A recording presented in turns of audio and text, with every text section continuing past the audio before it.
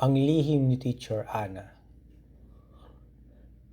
Sa isang liblib na baryo sa probinsya, may isang eskwelahan na matagal nang tinuturing na pinamumugaran ng hiwaga at takot.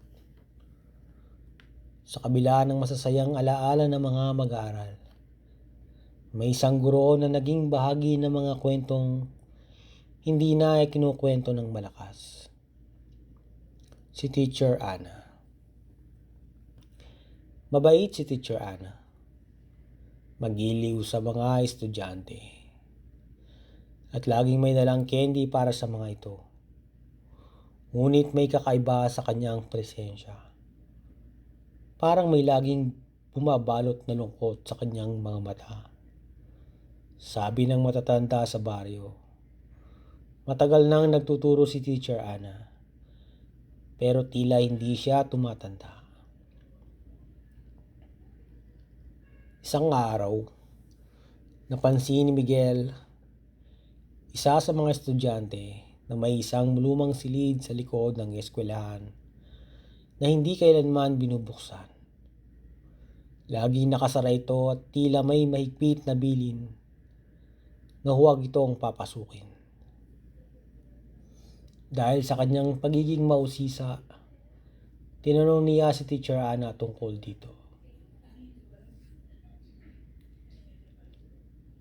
"Huwag mong bubuksan ang silid na iyon, Miguel." Mahigpit na bilin ni Teacher Ana. May mga bagay na mas mabuting hindi na lang alamin. Ngunit hindi napigilan ni Miguel ang kanyang pag-uusisa. Isang gabi, kasama ang kanyang matalik na kaibigang si Carlo, pinasok nila ang eskwelahan. Gamit ang isang lumang susi na nakita nila sa opisina ng principal. Nabuksan nila ang pinto ng lumang silid. Sa loob, natagpuan nila ang lumang mesa ng guro, mga sirang upuan, at isang malaking itim na pisara na may nakasulat ng mga lumang pangalan. Pawang pangalan ng mga estudyanteng hindi na nila kilala. Ngunit ang nakakapagpagabag sa kanila ay ang isang larawan sa dingding. Isa yung lumang larawan ng klase noong dekada 50 at nandoon si Teacher Ana. Hindi nagbago ang kanyang itsura. Habang tinititigan nila ang larawan, biglang bumukas ang isang lumang aparador sa sulok ng silid. Napangasinghap sila ng malakas nang makita nila ito. Ang loob nito ay may mga lumang sapatos at uniforme ng mga estudyante. Pawang may bahid ng lumang dugo. Napaatras si Miguel. Ngunit nadapa siya at natumba sa sahig. Napansin niya ang isang maliit na kahon sa bahagyang nakalubog na alikabok. Nang buksan niya ito, may laman itong mga lumang diary entries. Isa sa mga pahina ay may sulat kamay na tila minadali. "Hindi kami makaalis, Teacher Ana. Tulungan mo kami." Biglang bumukas ang bintana ng silid at lumakas ang hangin sa loob. Nagsimula nang gumalaw ang pisara. Unti-unting nawawala ang mga pangalan na nakasulat doon at napapalitan ng mga panibagong pangalan. Kinalibutan sila nang makita nila ang kanilang mga pangalan. Miguel at Carlo.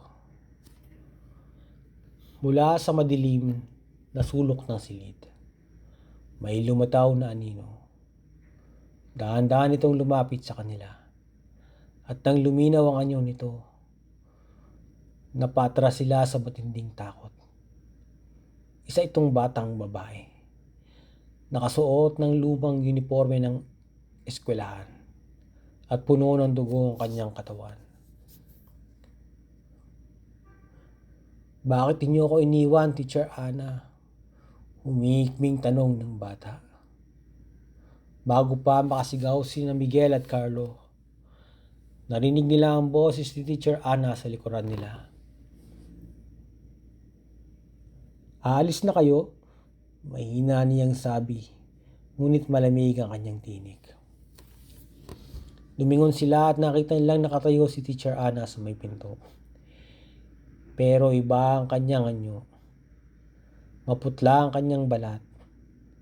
At ang kanyang mga mata ay walang puti, puro itim. Nang dahan-dahan siyang lumapit, biglang bumukas ang pisara. Lumabas mula rito ang mga napakaraming kamay na pilit silang hinihila papasok sa loob. Sa uling sandali bago sila lamunin ng dilim, narinig nila ang bulong ni Teacher Ana. "Ngayon, kayo na magbabantay sa silid na ito."